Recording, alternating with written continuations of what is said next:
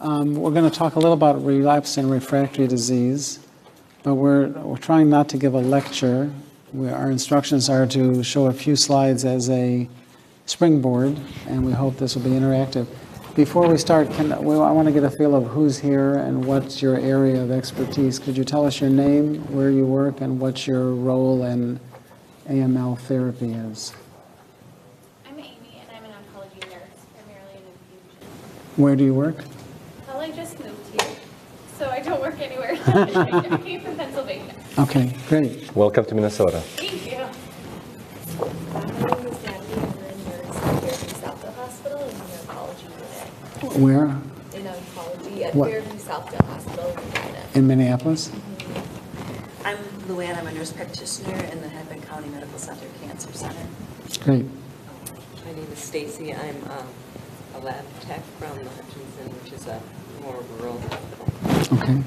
Terry, and I'm an oncology nurse. I've worked clinically, both inpatient and outpatient, but presently in the industry. Okay, great.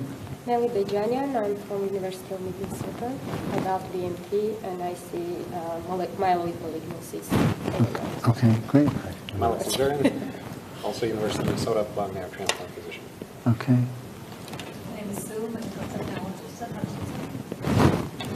I'm Dr. Mia, I'm a nurse in the oncology unit at hospital. And who's in the very back there? Oh, Ben Allen, I'm with Sullivan, just listening. Great. Okay, fantastic. Of course, absolutely. Okay, we want to show a few slides and bring up a few issues related to relapsed refractory disease. Let me go right to this sobering curve I had the opportunity to help generate.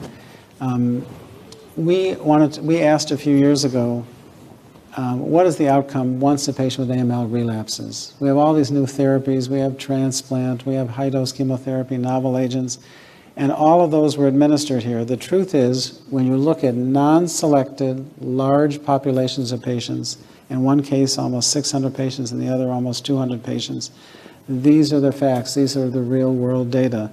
If you're under the age of 56, your survival at 5 years was about 10%. If you're over the age of 55, your 5-year survival is about 6%. Now, it isn't to say that high-dose chemotherapy, novel agents, transplant, you can't do a little better. Most studies have 10, 20, 30, 40, 50, 60 patients, and they're selected and they may do better. But we asked a simple question. A lot of these patients got transplant, some got auto transplant, some got allo transplant. And the reality is, sadly, when you look at large populations of patients, we've made modest impact, unfortunately. So relapsed refractory disease is still a major issue. We wanted to remind people of the definition. There's a new definition of primary refractory or primary induction failure. It used to be that if you had 2 cycles of any intensive chemotherapy, that was primary induction failure. The ELN has now suggested that it used to be that one of those cycles had to be high-dose Ara-C. Now they've suggested that any 2 courses of induction, intensive induction chemotherapy, now constitute primary induction failure. And we want to make a big deal of this because it's not a small problem. 10 to 40% of people that present with AML have primary induction failure. Having shown you those sobering curves for which a number of patients got allografted, we still think that an allograft is probably the best way to improve outcome in these patients.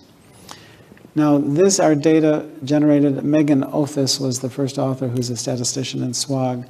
Most of the transplant studies that have been generated show about a 20% cure rate with relapsed and refractory disease.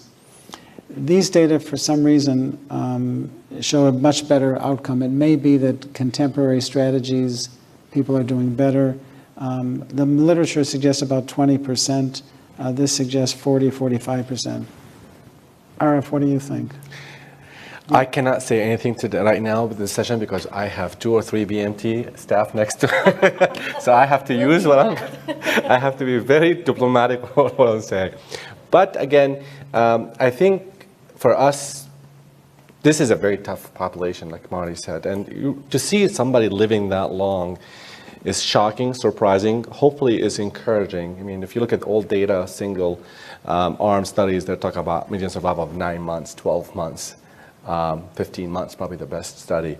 So probably one of the reasons that these patients are highly selected to make it to transplant, they have to be in good shape.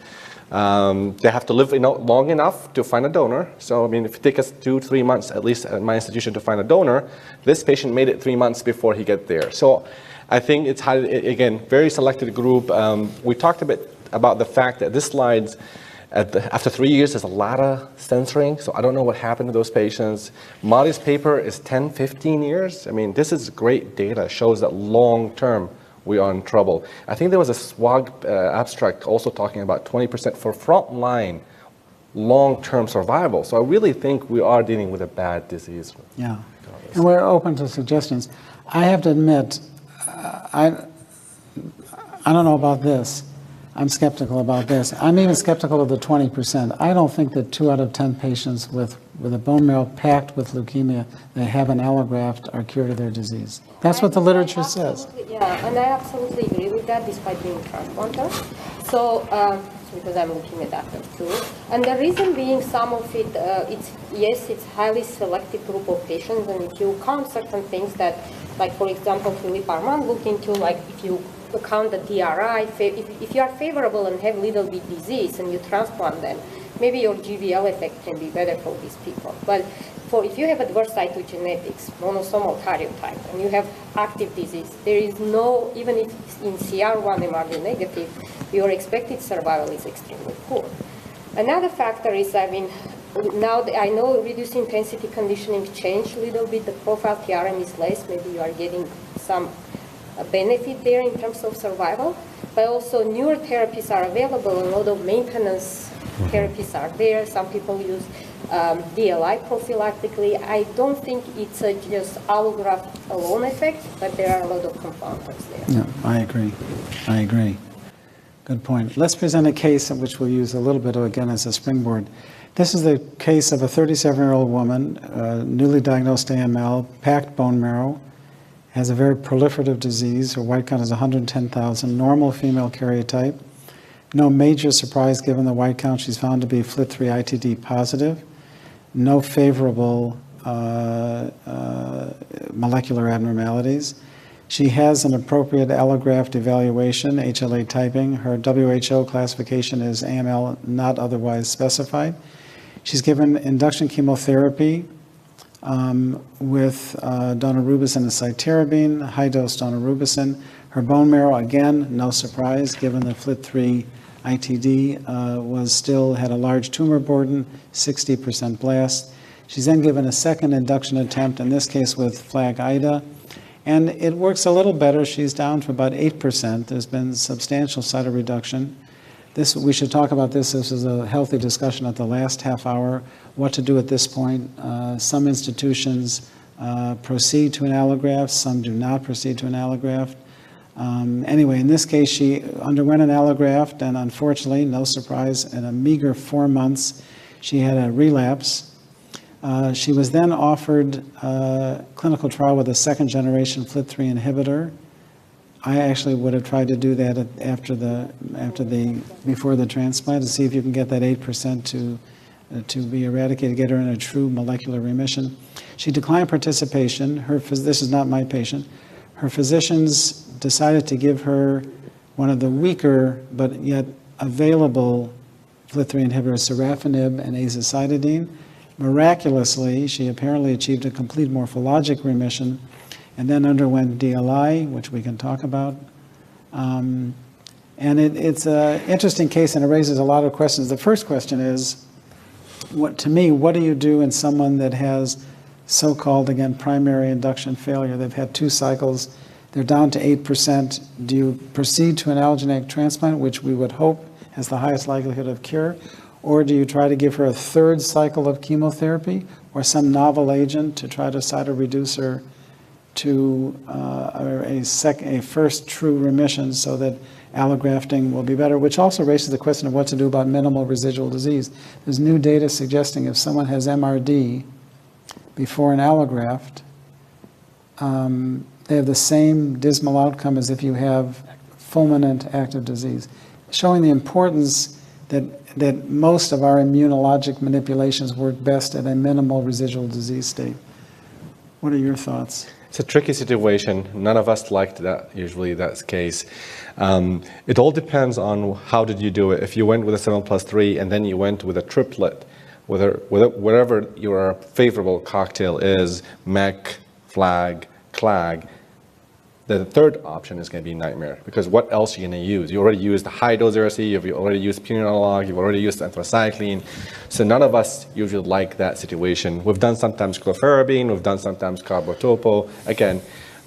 But the question, is it really a smart thing to do? If you have a disease that proved to you twice that it's refractory, should you still try a third chemotherapy? I think we should not, but again, sometimes we've done that. Or should you switch to a novel therapy or a new mechanism? In that case, the only thing approved today is the HMA, azacitidine or something. And although it's not approved even for that indication, but we use it, we have data of that response. So a lot of the times we tend to either switch to a new regimen that's not been involved in the first two, or we offer HMA. If somebody's already 68, been beat up twice, I'm not sure if you want him to spend the next 4 to 6 weeks in the hospital. So this is usually outside of a trial, which I think trial for those people is the most important. We've done that. And also look for P53, because I think in this primary refractory, P53 is a major player. And there's at least a suggestion, we don't have very good therapy for it, but there's a suggestion that HMA may be, it's one study, but maybe the 10-day decitabine might be. So we're talking about a best option to me would be some targeted agent to get the 8% in this case down. So we should mention midostaurin, which was the first agent approved for AML in the last 40 years. No, the first agent totally approved with sustained approval. Mylotarg was approved, but it was withdrawn. So it's the only one with sustained approval in 40 years since the initial description of daunorubicin and cytarabine. And this, as you probably know, was a prospective randomized trial. It was approved in April, showing a benefit. In the study, when midostaurin was given an induction, consolidation, and maintenance, although the approval lacked the maintenance arm, because I think the feeling was that the maintenance didn't add very much. The changes occurred early at the beginning, and then there was no sustained change later. And I think it's an advance, and I think it will change practice, but I think the advance was modest. The overall survival benefit was only about 7%, although it did reduce the relapse rate by about 22%. So if I have a patient, I think it will change practice overnight, but I think it's not a leap forward. I think it's a modest advance. You mentioned Mylotarg. Is there a potential comeback for Mylotarg? Mylotarg, actually, I understand, was reviewed at ODAC and is likely to be make a reappearance. And I think it will also change practice. I think it will. People will give it. It looks very favorable in core binding factor leukemias and intermediate risk. So I think we'll have a second drug that I understand it will likely be approved.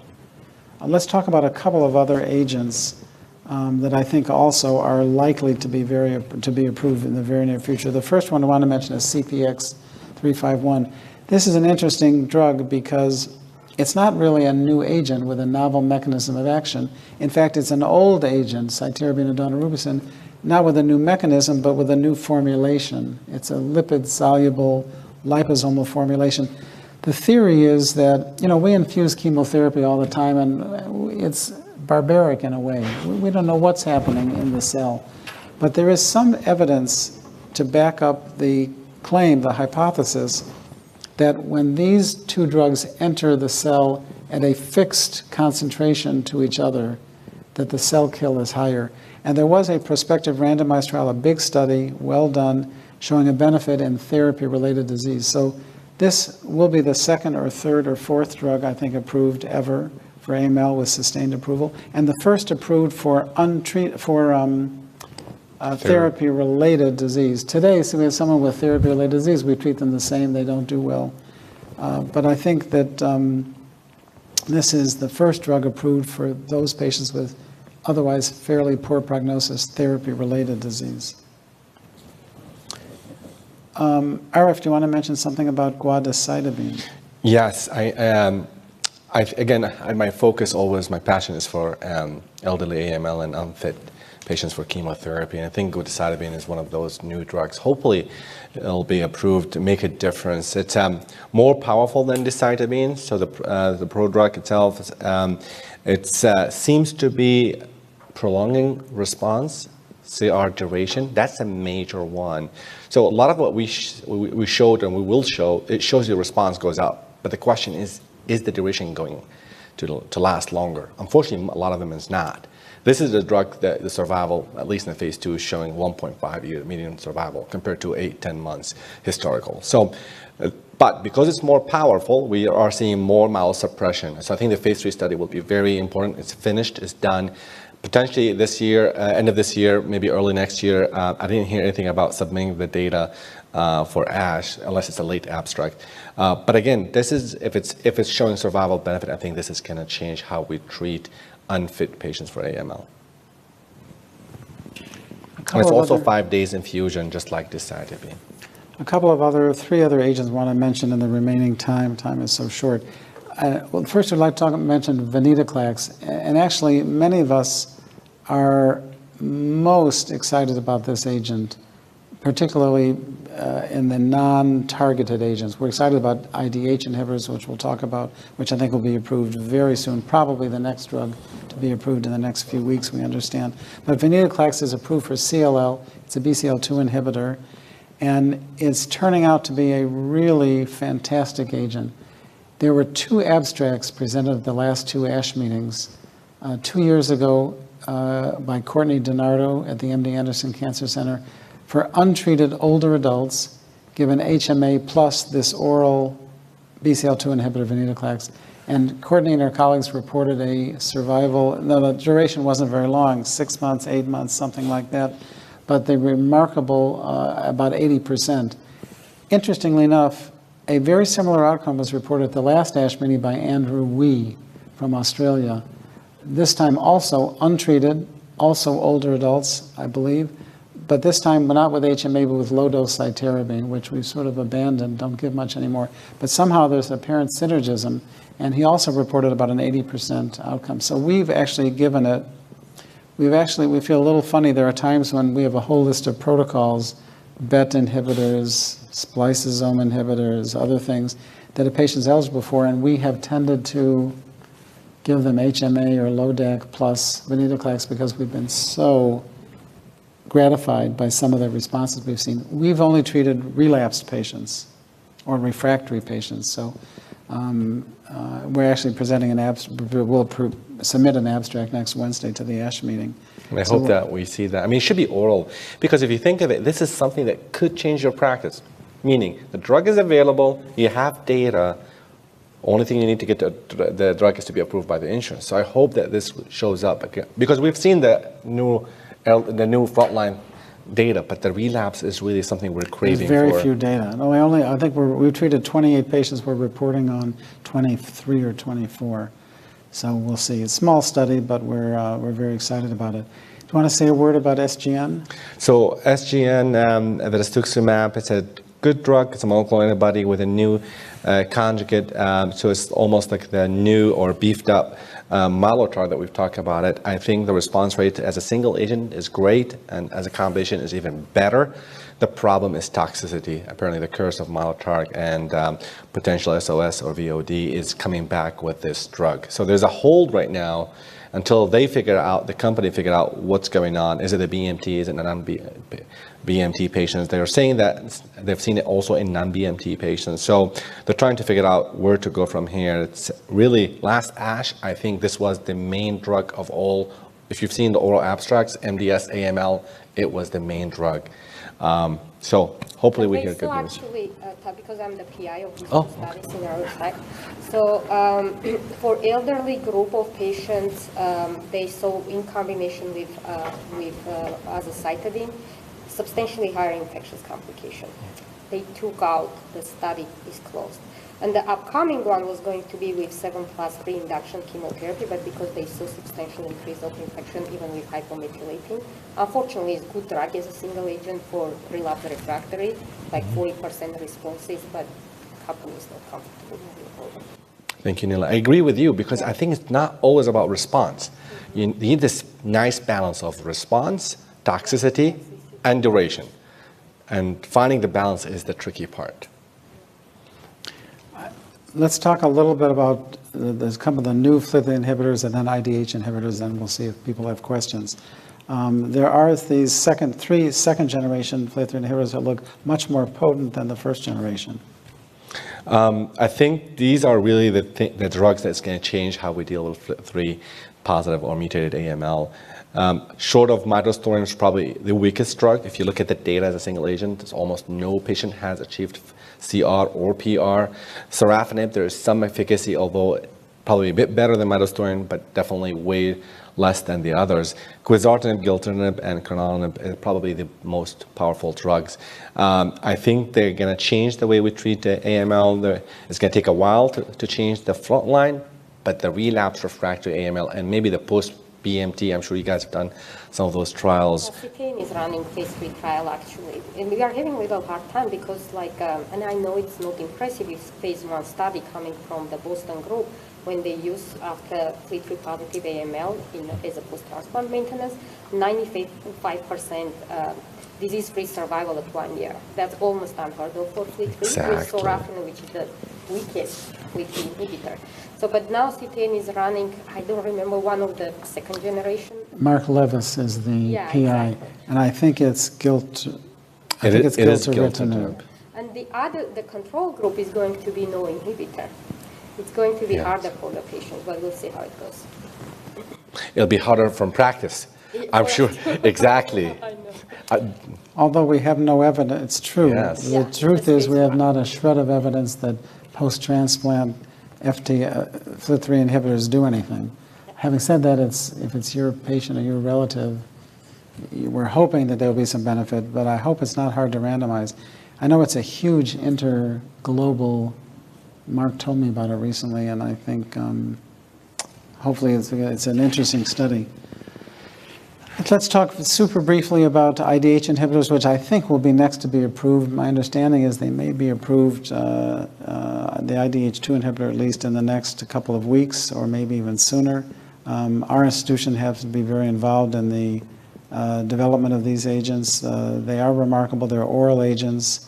The remission rate is interesting. The overall response rate is about 40% in relapsed or refractory patients. The CR is about 20%, the bona fide CR rate. So not high, but somehow in relapsed refractory patients to take an oral pill and have an overall response rate of 40% and a CR rate with modest toxicity at best of 20% is quite remarkable. There are studies that we talked about in the last half hour of combining induction chemotherapy with IDH inhibitors, which look very promising, or HMAs, and they're currently underway. And I think it'll be approved very soon. What's the toxicity profile of these drugs? The major one has been some GI, some myelosuppression. Interestingly enough, this is probably the third agent after ATRA and arsenic that induces differentiation. The mechanism looks like differentiation of the leukemic cell. And because you can follow the differentiation and you can find the molecular abnormality in the mature granulocyte, it's providing some molecular evidence. About 6% of patients develop a syndrome like the differentiation syndrome with APL, quite responsive to steroids, a cardiopulmonary respiratory distress syndrome that resolves quickly, but it's pretty well tolerated. If it's approved, Would be nice. correct. This is not, again, a reminder, a lot of what we talked about today is not FDA-approved drugs, except for the midostaurin. But if it's approved, I would be very interested to see how do we treat a 75-year-old newly diagnosed AML with an IDH2 mutation. If you have a drug that's giving you 20% CR, 40% overall response rate, pill as a relapse refractory AML, how are we going to treat them? Why would we give even decitabine alone for those patients. Or even induction, that the ECOG 2906 showed a 40% response rate with aggressive chemo. I mean, if this drug is approved, I'm sure it's going to change a lot of things in the future. I think so too. Questions or comments? Okay, please feel free to take some handouts, and we hope you enjoyed the last half hour. And Anything in the pipeline for using targeting agents in MRD setting? And what, an MRD? Prior to consideration of allograft? Yes, because I think that's a major focus. Well, there are a lot of agents. At our institution, we're focusing a little bit on checkpoint inhibitors in the MRD setting with HMA, with a lot of correlative science. That's what we're doing at my institution. Is it like mature enough data? You can share some of the responses? No data yet. Okay. No data to suggest any response rate.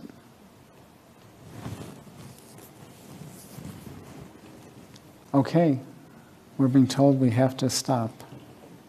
Thank you for joining us. Thank you.